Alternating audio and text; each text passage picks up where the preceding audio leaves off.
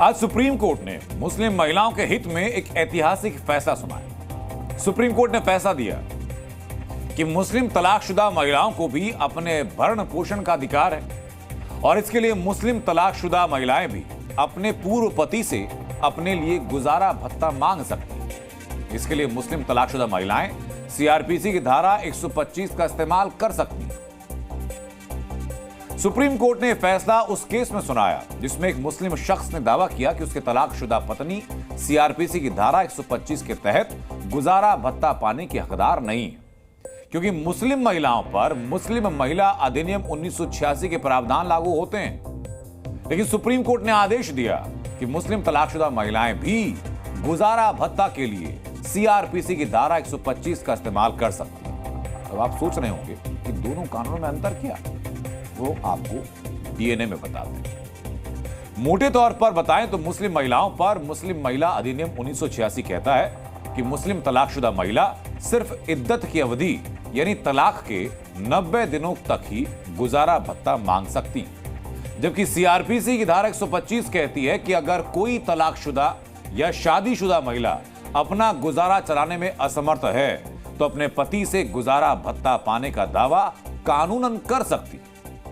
अब supreme court ने आदेश दे दिया कि मुस्लिम महिला अधिनियम 1986 धर्मनिरपेक्ष कानून के आड़े नहीं आ सकता। मुस्लिम महिलाओं को गुजारा भत्ते के अधिकार के आड़े कोई धर्म नहीं आ सकता। महिलाओं को गुजारा भत्ते से जुड़ी सीआरपीसी की धारा 125 सभी महिलाओं पर लागू होगी, चाहे वो किसी भी धर्म, किसी भी पंथ, किसी भी समुदाय से हो। यानी तलाकशुदा मुस्लिम महिला भी अब अपने पति से भरण पोषण की हकदार है। सुप्रीम कोर्ट के इस फैसले पर मुस्लिम समाज की राय क्या है, जरा ये भी सुनिए। मुस्लिम महिलाओं को भी गुजारा भत्ता मांगने का अधिकार होगा, आपकी क्या प्रतिक्रिया है? अच्छा है ये? अच्छा है। अधिकार तो मिलने चाहिए औरतों को। अच्छा फैसला है ये? अच्छा है फैसला। एक लड़की पहले शादी हुई, उसका तलाक हो गया, दूसरी शादी, वो लोग सोचते हैं दूसरी शादी कैसे करें, ये इसके बारे में पूरी जिंदगी पड़ी होती है। जी जी। और उस पर कहीं ना कहीं जो भत्ता है वो मददगार सिद्ध होता है। जी जी। कोई भी तलाकशुदा महिला है तो उसे जब उसका सहारा चिंता है, उसका हस्बैंड जो भी तलाक दे देता है, डाइवोर्स कर देता है उसे, तो उसे परेशानी तो होती ही है। कोर्ट का फैसला है, बिल्कुल सही है, उसके फेवर में है और बढ़िया है। शरीयत ने कोई पाबंदी नहीं रखी है कि साबिका शौहर या साबिका बीवी उसकी किसी भी जिंदगी में दखल अंदाजी करे, उसके निजी मामलात में कोई दखल दे। यही वजह है कि इद्दत के बाद के खर्चे को शरीयत ने मना किया है, ताकि जो साबिका बीवी या साबिका शौहर है उसकी निजी और पर्सनल ज़िंदगी में किसी भी तरीके का कोई इंटरफेयर ना हो। शरीयत का यही मुतालबा है, शरीयत की यही तालीम है। बढ़िया फैसला है, स्वागत योग्य फैसला है और मैं सुप्रीम कोर्ट के इस फैसले का स्वागत करता हूँ। सुप्रीम कोर्ट ने सही कहा, इसमें कोई गलत बात नहीं। ये नहीं खरीद पा रहे क्योंकि आपके बस का नहीं, तो यकीनन ऐसा बोलने वालों को ढंग से आप सुना देंगे। हो सकता है कि आवेश में थोड़ा इधर उधर ज्यादा बोले, तो ऐसा बयान आ चुका है और बयान दिया है उत्तर प्रदेश के माननीय कृषि मंत्री ने। लेकिन क्या ये आम लोगों के साथ, आपके और हमारे साथ मजाक नहीं? उत्तर प्रदेश के कृषि मंत्री सूर्य प्रताप शाही को आटे दाल का भाव नहीं मालूम और वो कह रहे हैं कि अरहर की दाल 100 रुपए प्रति किलो से ज्यादा नहीं बिक रही। ये गलत सूचना आप दे रहे हैं। 100 रुपए किलो से ज्यादा कहीं दाल नहीं है।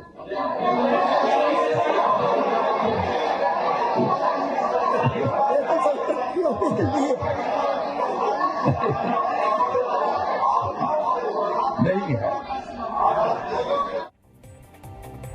सूर्य प्रताप शाही उत्तर प्रदेश में कृषि मंत्री हैं और ये बात उन्होंने लखनऊ में एक प्रेस कॉन्फ्रेंस में कही। यकीन मानिए, उन्होंने अगर ये बात मेरे सामने कही होती तो उनसे सीधा राशन सप्लायर का मैं पता पूछता। मेरे घर के आसपास जितनी दुकानें हैं उनमें दालों की कीमतें कहीं भी 120 रुपए किलो से कम नहीं है, बल्कि कीमतें 170 रुपए प्रति किलो तक जाती हैं। अगर सूर्य प्रताप शाही जी को 100 रुपए किलो अरहर की दाल मिल रही है तो अपने दुकानदार का पता जरूर बताएं। पूरा उत्तर प्रदेश उसी दुकान से दाल खरीदने को तैयार होगा। लेकिन हमें पता है कि मंत्री जी को आटे दाल का भाव नहीं मालूम, तो यही भाव पता लगाने के लिए हम पहुंचे लोगों के बीच में और पता लगाया दालों का असली भाव।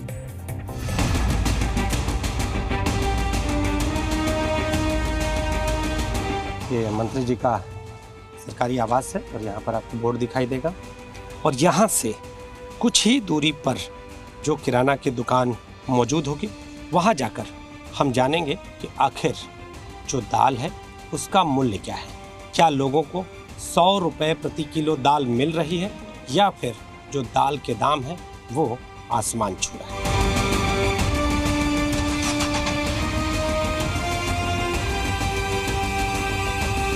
दाल का रेट क्या है, क्या लग रहा है? दाल सस्ती है या महंगी है? नहीं, महंगी है।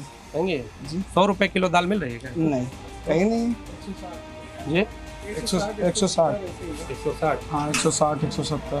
दाल सस्ती है या महंगी? महंगी है। महंगी है। हाँ जी। 100 रुपये किलो दाल है क्या? 200 रुपए की। 100 रुपए किलो तो नहीं है। नहीं है। नहीं। 164-65 है अरहर की दाल। मोदी जी ने कुछ रकम बता के 100 रुपये किलो दाल अरहर की मिल रही है। संभव नहीं है सर।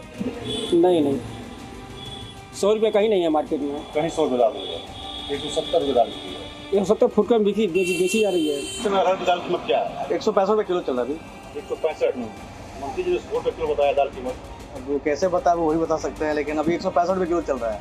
100 रुपये किलो दाल नहीं है, चाहे जनता हो या फिर विक्रेता हो, सभी ये कहते नजर आ रहे हैं ऐसी दाल आखिर कहाँ है। जनता तो यहाँ तक कह रही है कि अगर मंत्री जी के पास ऐसी दाल है तो हमें ही दिलाएं। कैमरामैन राम बालक के साथ नीतीश कुमार पांडे, जी मीडिया, लखनऊ। तो यूपी में मंत्री जी को दाल की कीमत नहीं पता, उनसे महंगाई पर जवाब की उम्मीद की नहीं जा सकती। पश्चिम बंगाल में ममता बनर्जी का सारा फोकस आजकल सब्जियों के दाम कम करने पर है। पिछले करीब 1 से 2 महीने में सब्जियों के दाम 2 से 3 गुना ज्यादा बढ़ गए। आलू, प्याज, टमाटर जैसी बेसिक बुनियादी सब्जियों की कीमतें भी बढ़ी।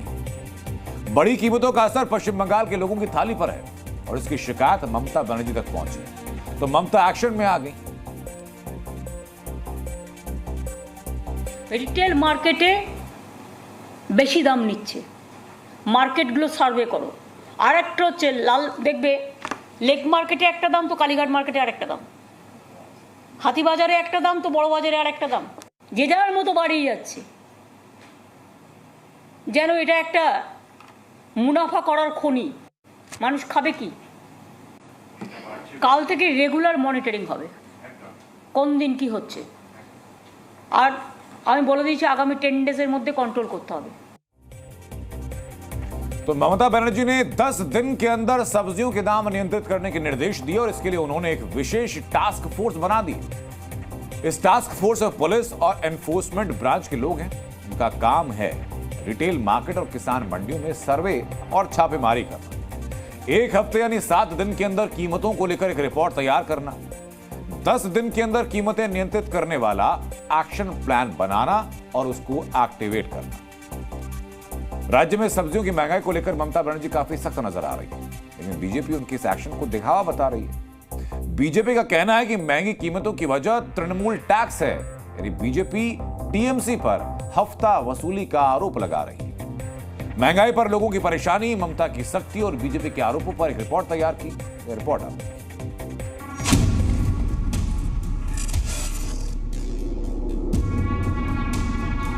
बाजार ऐसे तो बहुत दाम बढ़ा हुआ है, सब्जी का आउट ऑफ कंट्रोल है।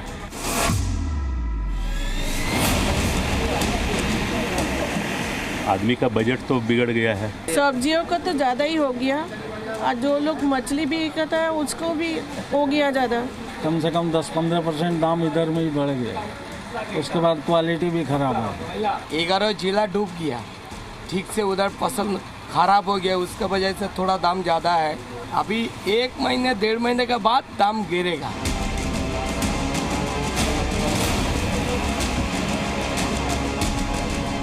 सर, आप टास्क फोर्स पे हैं तो क्या देख रहे हैं बाजार और कैसे 10 दिनों में दाम नियंत्रण किया जा सकता है? हम लोग का कमेटी बनाए हैं, उन्होंने सीएम ने और चीफ सेक्रेटरी को प्रिसाइड करेंगे, उसके बाद उधर में लेके डिस्कस होगा और अभी लगातार ये प्रोसेस चलेगा जब तक ना बाजार डाउन होता है। अभी देखने पड़ता है इसके अभी अंदर में मैन मेड कितना है। जैसे आलू पोटैटो का दाम बढ़ना नहीं चाहिए, वो तो बहुत है बंगाल में, Bengal second largest producing state, इधर में दाम बढ़ना नहीं चाहिए। फिर भी 35 रुपया जो भी बिक्री होता है, ये होना नहीं चाहिए। हम लोग देख रहे हैं, आप इसके लिए स्टेप भी लेंगे।